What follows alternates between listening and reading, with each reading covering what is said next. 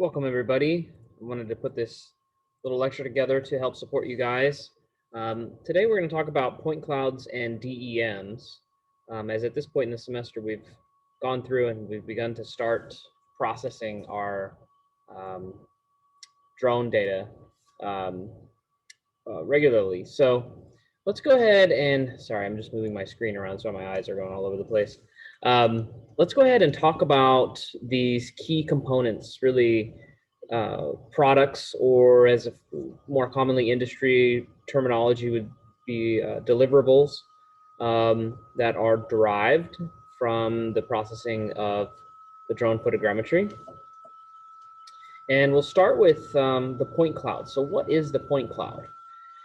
So let me kind of go through and highlight a bunch of these, little summaries for you guys, okay? So the dense point cloud, or the DPC, or just point cloud, okay? There's a few different ways to say this, and those are the different terminologies. The DPC, it's derived by using the same matching techniques that the aerial triangulation does when it creates the automatic tie points. Okay, so remember that from the introduction to photogrammetry.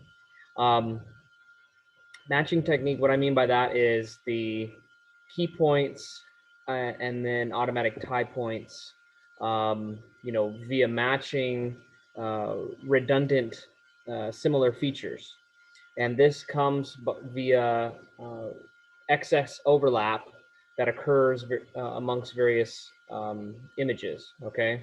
And so the redundancy in the range of, when we're talking 75% and 70% front and side overlap, redundancy in the realm of 10 to 15 images that are, well, let's put it, let me back up for a second. The same feature is matched in 10 to 15 images.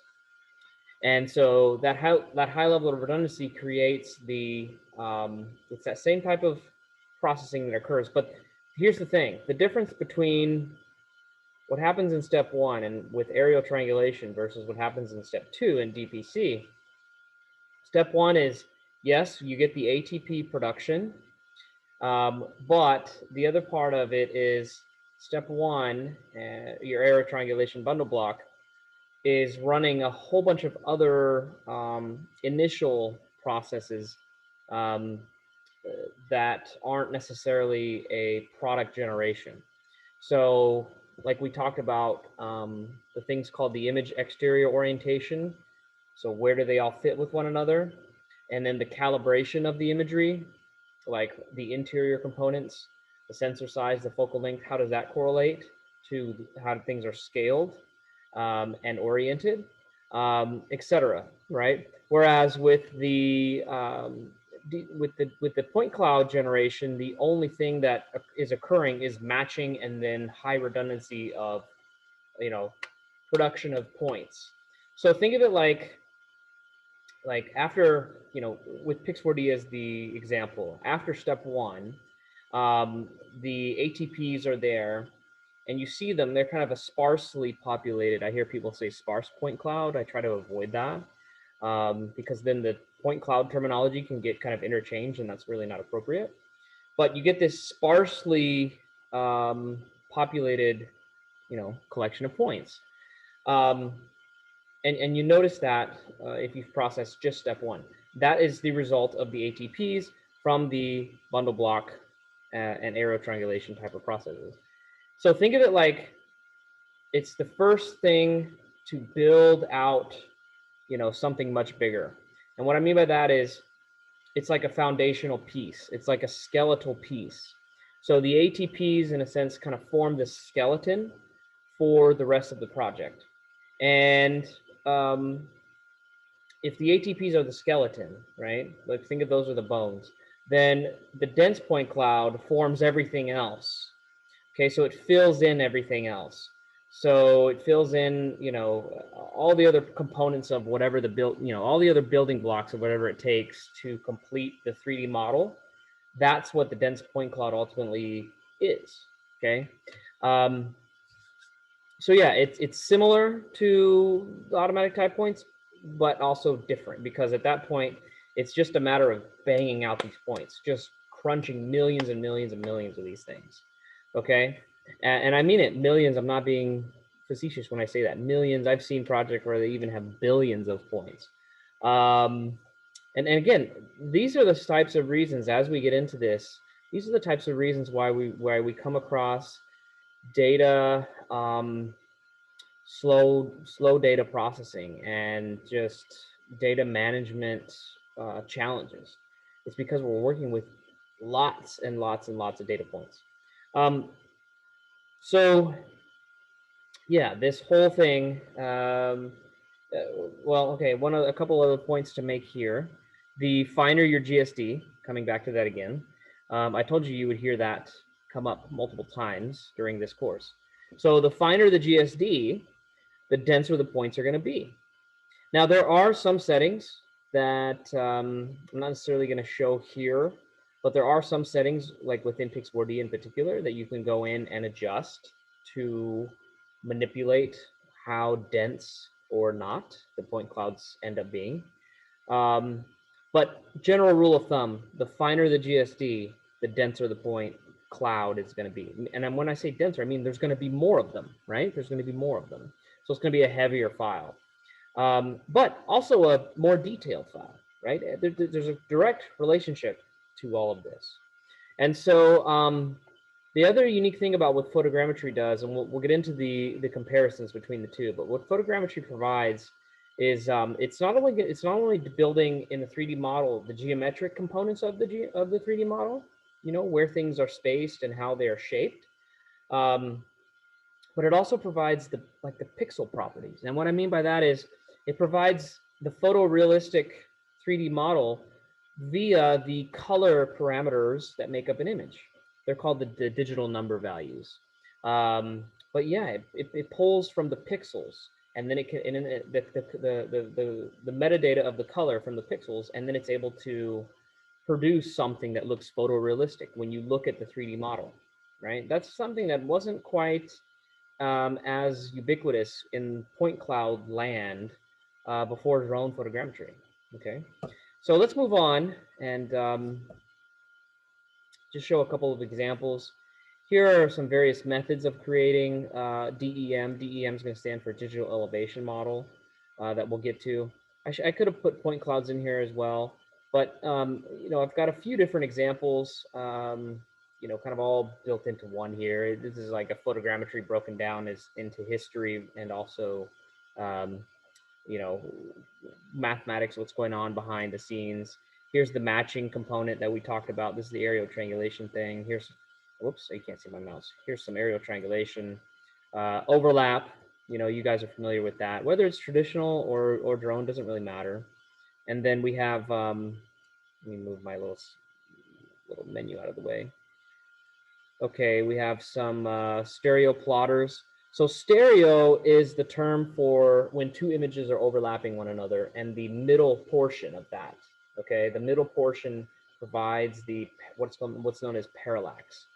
And parallax is a broad term of saying, well, the area where everything's overlapping. But in another way of putting it, the parallax allows for, whether this is done manually through this kind of stereo operation, or it's done through the multi-ray kind of functionality that happens during Pix4D, and I realize my face is moving all over the place, or it's done through the multi-ray photogrammetry in Pix4D. The stereo component and the parallax is still a major part of that, because you have to have parallax in order for features to match, okay? And it looks like my video has corrected itself, so I'm good. I'm just going to continue on. Yeah, so let's move on. Mass points is another way, sorry, mass points is another term referring to automatic tie points and the points that are in the dense point cloud. Not so much the dense point cloud per se, because that's a little bit, you know, overkill sometimes, but they're all basically the same thing is what I'm trying to say here. So some of these terms might get a little interchangeable here. Let's see. Okay, so point clouds can be classified. And what I mean by that is that the point clouds can take a property or properties of features.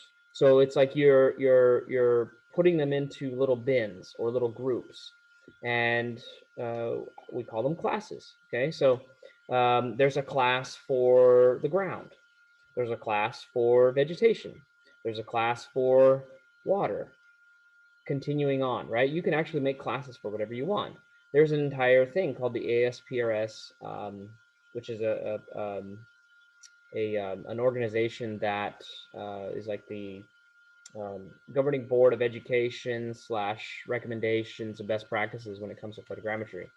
But they set up various standards and otherwise to kind of follow along for the industry as a whole.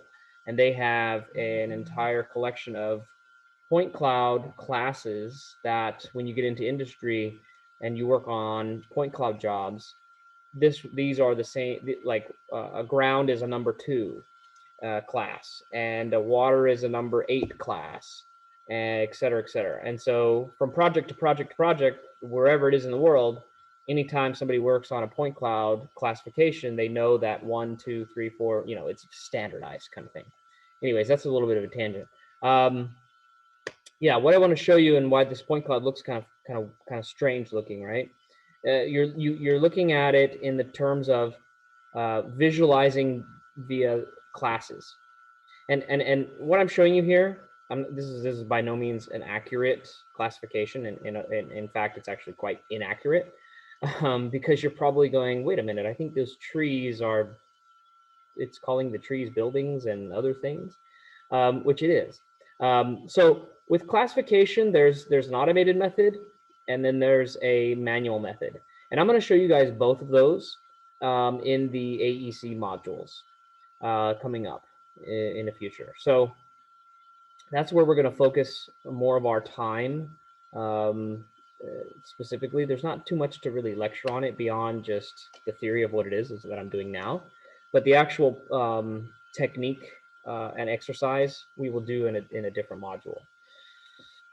So I just wanted to show that here. You're welcome to play around with it now and turn these little layers on and off, the class layers on and off if you want. But until you see the lab and you work through it that way, you won't really know what you're doing, and that's okay for now because it's not part of the assignment. I do want to talk about LiDAR here because it is certainly a method, one of the methods of creating a DEM. You know, maybe I should have backed up for a second. When it says create a DEM, you know, you'll see why I put that there initially, as before I started doing this video here. When we get to DEM, that's really the last version of our 3D model. So your point cloud has to come first, and then your DEM is built off the point cloud. So a lot of it is just kind of building block sequence. Really, that's what's going on here. And by the end of this lecture, you'll get the grasp of like, okay, here's the order of operations. So when you see DEM, it's like, what are we doing to get to this, you know, final conclusion? That's what we're trying to say here. So airborne LiDAR. Yeah, what's airborne LiDAR? So let me see here. Okay, so LiDAR stands for light detection and ranging. And so what happens is, and this could be aircraft, this could be drone. It's actually not, it's still not quite as common with drones because it's just, you know, and I'm talking, you know, 10 years of development here. The practicality and cost is not quite there because the photogrammetry from drones is so good. It kind of marginalized the LiDAR drone in a way. But it's good to know the difference between the two because there certainly are, you know, pluses for both use cases. And with LiDAR, what happens is there's an energy pulse, a laser energy pulse that's sent out of a sensor on a plane, the bottom of the plane, and then what happens is that pulse shoots down to the earth and hits something, right? Whatever the feature is, maybe it's the ground, maybe it's a tree or something, whatever it is, and then that pulse actually bounces back up. That's called an active sensor. Okay, as opposed to photography, photogrammetry, where it's photography and all it's doing is sensing light that's coming in. Doesn't that, a photograph doesn't send any signal outwards. You know what I mean? So this is an active sensor, and the other thing about LiDAR that provides a real advantage is that LiDAR can see through vegetation canopies. In other words, it can penetrate through dense vegetation. And so you end up with, in situations like dense vegetation covers, like think of it like jungle, or even like forestry, like some of the hills in the Bay Area, and you see dense trees, in these rolling hills. Using photogrammetry would be kind of a tricky thing to, a tricky technique to use in regards to deriving a bare ground, because everything would be obscured by the vegetation. Whereas with LiDAR, you're able to actually penetrate through and then bounce back, some kind of signal return, which then would give you that ground model. In addition to, okay, that's the other thing about LiDAR, you get multiple bounces back from the same pulse, okay? One pulse goes down, boom, one comes back. The same pulse, boom, comes back, right? So it's a more expensive operation in a lot of ways. But the other thing too is, LiDAR can be used in a terrestrial sense, and you guys will see that. I'm pretty sure you guys are going to see that when we do the public safety module, because it's a very popular thing for documenting, single structures, or single scenes in a small confined space. That the amount of density again, it's producing a point cloud. That's why I brought this whole thing to that's why I brought this whole thing up. It's not something that Pixel4D produces, but I'm trying to give you guys some comparisons here. But yeah, you're getting a point cloud out of that. So let's take a look at the differences between the two, okay? I just pulled a couple examples from YouTube. So here's a guy that produced one from photogrammetry. And notice with the photogrammetry, what happens is you get a photorealistic example, okay? You're probably so used to that, you don't know the difference yet. But you get a photorealistic example, and you have all of the geometric characteristics of this too as well. And this is what I mean with drone photogrammetry. It's so tight nowadays that comparing it to a LiDAR, it's almost, for say a fifth of the price. And this is, I'm not just throwing these numbers out at you guys, but say for about, 20 to 25% less cost-wise. There's a good reason why the photogrammetry in drones is like going like this, whereas LiDAR is still kind of figuring itself out, But anyways, all the geometry of things. Now, this is a nice point cloud too. There's not a lot of noise. But the other thing about photogrammetry point cloud, you're going to get a lot more noise potentially. And the noise byproducts are going to come from, when I say noise, I'm saying things like over here. See this road, how it's kind of choppy looking? That's obviously not the way it's supposed to be. But those are byproducts of the shadows, or maybe just too homogeneous of the surfaces being asphalt. Okay. So there are there's more opportunity for noise to be present in a photogrammetry point cloud. Whereas here, let's stop and let's look at the other one, because I think it's kind of just repetitive at this point. Here's the LiDAR example. Okay, let me try to move this. Sorry, guys. No, I don't care about any of this stuff. Okay, so here's the LiDAR example, right? And I know that these are not apples to apples, because it's not the same guy doing even the same thing, but it looks very close. And let's just point out some of the obvious things. With the LiDAR, there's no photorealistic element to it. Now, there is the ability to fuse photography and LiDAR point clouds, but that's like a totally different advanced operation. Just standard, one-to-one comparisons. LiDAR is not going to have a photorealistic component to it. But look at the geometry of the features and how nice and tight and fit they are. Okay, and it might take you looking at these things a couple times back and forth to notice what I'm saying. Let me try this again. But once you get familiar with observing the two things, you'll start to say, wow, there's a lot less noise in a LiDAR version of a point cloud versus a photogrammetry one. So yeah, okay.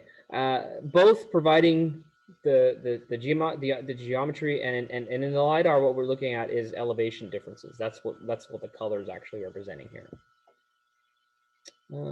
Good. So let's see. Whoops, I don't really need to play both of these again. Okay. Let's move on to another method here. And, you know, I wouldn't say that this is with the intention of creating a point cloud, but I don't want to leave out the most traditional method and the most accurate and precise method, which would be land surveying, okay? And really where this comes to play in relation to drone is that land surveying is more of a complementary. So the points, or the mass points that are referred to as shots, collected by a surveyor with a field GPS unit, are often used to either control the data, in other words, to put it into some kind of coordinate system and provide it, and then tie to it and to give it an accurate output, and or they're used for supplementary points. Okay, so in places where there's dense vegetation, potentially you could send the surveyor to take those ground shots, and then those could fill in any kind of gaps that may exist with photogrammetry. Okay, and so the ground shots certainly become useful in those instances. I mean, they could also be used, you know, like we talked with the people at the stockpile place, and they have used surveyor in the past to go out and kind of measure the piles, and to ultimately create some type of elevation model from that. Okay, now it's not going to be even close to the order of magnitude of density as you get from the photogrammetry version of that, but that's okay. It's also going to be very nice and tight and accurate. So again, how these things actually you know, work well together is when they are considered to be complementary to one another, right? It's not a thing of the photogrammetry or the drones or the LiDAR, for that matter, is supposed to replace this. You know, that's not what's supposed to happen, right? It's more of a complementary to this being a standard or a foundational piece that's always going to be there. Okay, especially when you get into the talks of accuracy. And that's, you know, I know you're thinking, well, how accurate is this stuff, right? Well, it's coming down the pike in the AEC module, okay? For now, we're going to leave it at that, as the discussion is about how we're creating these products and what they are. And let's move on to elevation models. Okay, so we're shifting a little bit now and talking about what elevation models are. DEM is a general term, okay? Digital elevation model, general term. And so a digital elevation model is a 3D representation of the terrain's surface, or the terrain surface or topography, right? And it's representing elevation data. And so this can be viewed from really like a 2D perspective, like top down, or 3D is very common, you know, neat way to see the scene like this. And so, yeah, we use DEM as the overall term when we're talking about the following examples, okay? So here's in the graphics, we have the 2D version versus the 3D version of the same thing, okay? DSM versus DTM, okay? These are important to know now, the distinctions between the two. And both of these are DEMs, okay? Both of these are DEMs, but there is a difference between them. So digital surface model, which is DSM, a digital surface model is a digital model or 3D representation of the terrain surface, but it also includes, okay, and so here's the important part. It includes the above ground features as well. So houses, trees, fire hydrants, people, whatever, okay? Whereas your DTM, the terrain model, is only going to include the terrain bare earth, excluding all of the above ground features. So the graphic is the best way to represent this, okay? Where you have some kind of features in gray, and the surface model representation would be like the red line, okay? So it'd be like, here's the terrain, and then all of a sudden it goes up and follows these houses, roofs, or whatever, and then goes back and continues to follow the terrain. Whereas your, let's see, your digital terrain would be only the light blue line, okay? So the terrain would actually skip underneath these houses, okay? So it's like you're looking underneath things to, appropriately called the term called the bare earth, okay? Terrain and bare earth, kind of an interchangeable terminology. By the way, these things happen during the step 3 when we're talking about Pix4D in the context of Pix4D. This happens during step 3. So point cloud stuff was step 2. This stuff happens during step 3, okay? And here's another example to see that, okay? When we look at the data itself, here's your DSM on the top. I mean, you see all the urban features, everything included, beyond just the terrain. And then with your DTM, you see just the bare earth. So it's like all that stuff gets removed. It's like it gets scraped away, wiped away, right? Okay.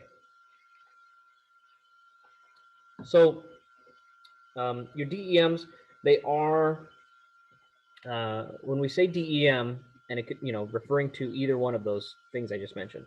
But when we refer to DEMs, we're talking about something that's known as a raster. So everyone that ever took my GIS course, and if you have any kind of GIS or geo background, you know what I mean by when I say raster. So a raster, let me just fill the rest of us in and refresh this though, okay? So a raster is going to be, let's see, 3D representation of the surface, kind of repeating myself in that one. So a raster is going to be columns and rows of pixels.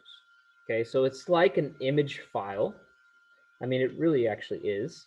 But instead of looking at a picture of, something like a photo, what you're looking at is rows and columns of pixels, and every single one of those pixels, metadata has a unique elevation value for to represent itself, okay? So instead of a photo, which has color values, DN value, digital number values to represent the color, your raster DEM is going to be represented by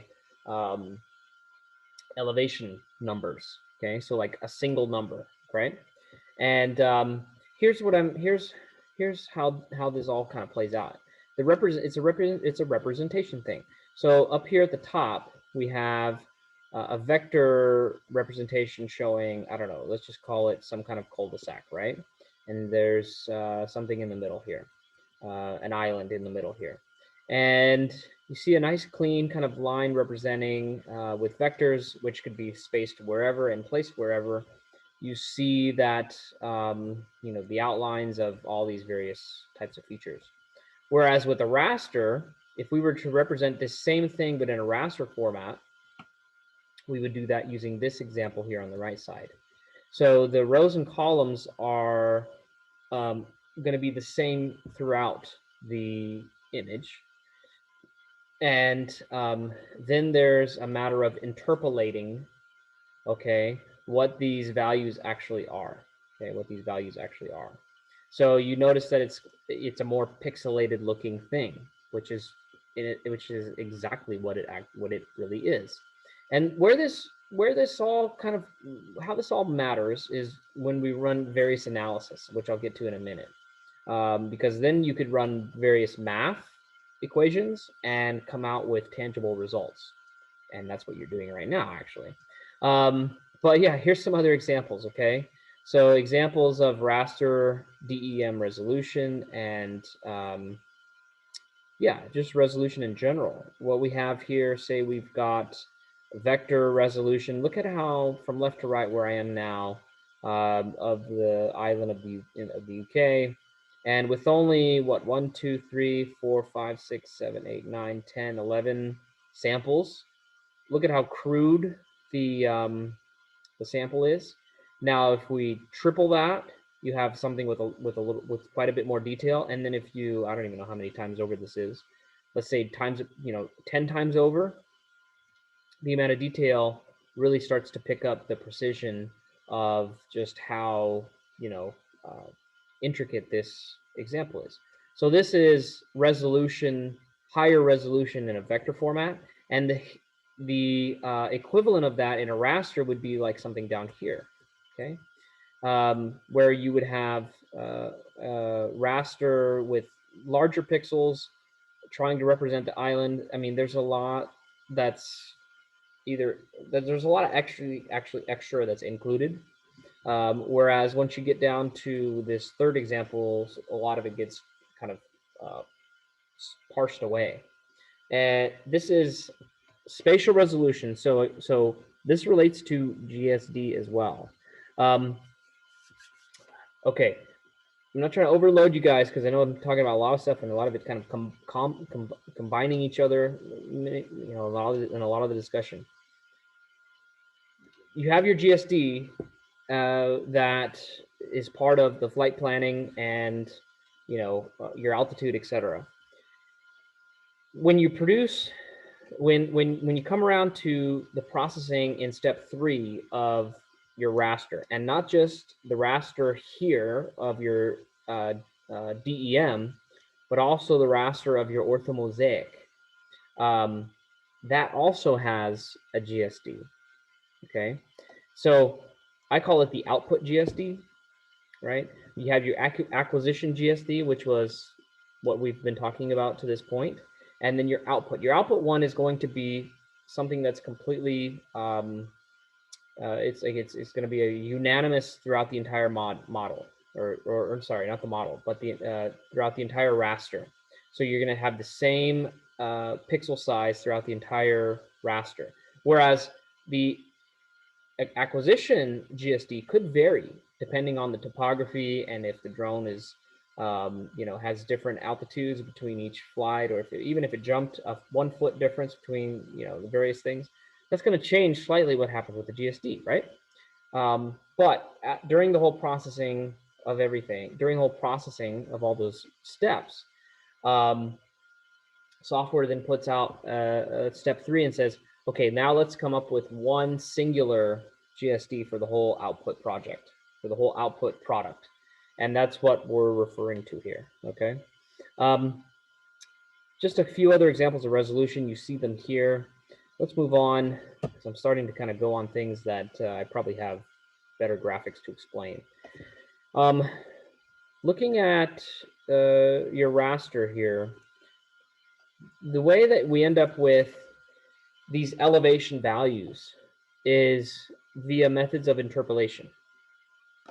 Okay, so what I mean by that is you have a grid of points, and those are regularly a grid of pixels, and those are regularly spaced. We know that. But in order to end up with in order to fill in gaps where you have elevation samples that don't overlap, say where the grid is, there has to be some type of interpolation method that occurs to provide each cell some type of value. You can't just have empty blank cells. You can in an ortho and you have black screen, but in terms of in terms of your DEM, you have to have something to fill in that value. So again, in order, your point cloud comes first, and then your DEM is a derivative of that. So if your point cloud is here, then your DEM uses this information to derive its, to derive itself. Does that make sense? Okay, as I'm asking you, I know you can't answer me. I hope it does. So in other words, if I look at this graphic on the bottom, right here, okay, Let me try to explain this spatial dependency thing, okay? Nearby locations are more likely to have similar elevations than distant locations. So imagine forget everything else on the screen. Imagine that, as we're looking at this one, this is a scene where I've got a point cloud and I'm like zoomed in real close. So my points are not very densely populated in this example. And I've got points sampled, because the dense point cloud is not a regular grid. It's irregular. Okay, the dense point cloud is just going to be what it is. Okay, wherever the matching occurs, there could be 100 points here and then nothing around it, right? But in other words, looking at this, so we have 14, 20, 24, 16. Each one of these little numbers represents some type of elevation value. Okay, and then the goal is to have a raster to represent this. So if we have all those values here, then we have to fill in all of that information with something that's much that has a whole bunch of spaces on a grid that don't have any kind of place that overlaps them, or that overlaps the bottom portion. So in other words, imagine that we had a raster that was all blank with a whole bunch of with the whole grid, and then we stamped it on top. We overlaid it on top of this example here. And so what's going to happen is you end up with something like this. Okay, the right side, where everything that I show you guys that has a red square around it, okay, all these red squares, think about it. If you transpose this on top of the other thing, if you overlay it on top of the other thing, look at the numbers: 20, 24, 20, 24, 14, 14, and look at the spacing and the location of them, right? It's the same thing. Okay, it's the same thing. So yes, where there is a sample to pull from, then the elevation takes that on, right? It just takes it on directly. But so something over here, this is 23, and we've got 20 and 24. How did this end up being 23? Well, in the grand scheme of this overlay, imagine that 24 is much closer to the edge of where the 23 boundary is, therefore, but it's not quite, right? Because there's still some influence from 20 as well. So the spatial dependency says that 24 has a little bit more influence on that one. So therefore, this value is going to be 23. Okay. So it all depends on, this is a whole different, another raster generation method called distance weighting. So spatial dependence and distance weighting. Whatever the closest sample is going to provide the value in the raster, is what I'm trying to say. Okay, so the further you are away from the sample, the more interpolated that that raster value has to end up being. Okay. All right, let's keep going here. Show a couple of other things here related to DEMs. There's a method called hill shading after the raster is done.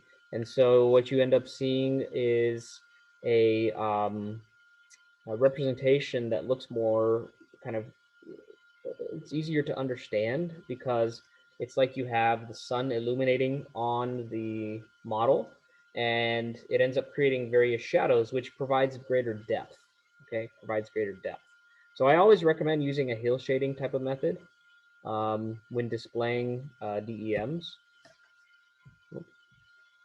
Okay, so that's different levels of hill shade that I'm showing you guys.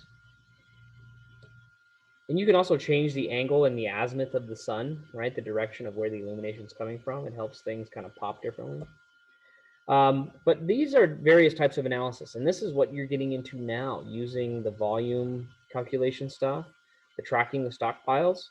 This is via a cut and fill analysis, okay? So this is why we have to process all the way through step 3 in order to be able to use this kind of tool, because the cut and fill operation is based on the it's based on the product, the DEM product. And in the case that you guys are working with, it's the DSM product, right? So we have all the piles that are above the ground and then the bare earth below it. So it's like you're creating a plane along the bare earth, and then you're also calculating what's above that in the DSM, right? That's part of the pile. But there's a whole bunch of different things, and I know this is like kind of more you're getting into the realm of GIS talk now because you're talking about slope analysis or aspect uh, slope faces, the direction of which way the slope faces, view shed analysis, are things visible or not, kind of line of sight stuff. But yeah, the cut and fill is what you guys are doing now directly. Okay, that is what you're doing directly. And so, just to reiterate, cut and fill. Anything that's a material above the plane is going to be called a cut, and then anything that is below the plane is called the fill. Okay, it's like you're filling in a hole versus you're cutting away data. That's the way I like to think of it. Okay. And last but not least, there's another representation of elevation called contours, which I'm sure you're familiar with. If you work with geodata before, if you haven't, then here we go. So contours are vectors, actually, right? But again, through the order, contours in this context, contours are derived from the DEM. Now, there was methods in the past where contours were created first based on and I have actually labs to do this, contours derived first from the irregular spacing of, sparse spacing of shots, elevation shots.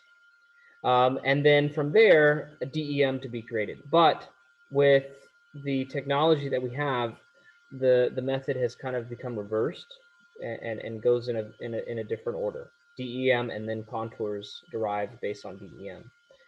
So yeah, your contours, they represent changes in topography, and the wider the lines are apart from each other, the more gradual the slope is compared to the tighter they are, means a steeper slope, okay?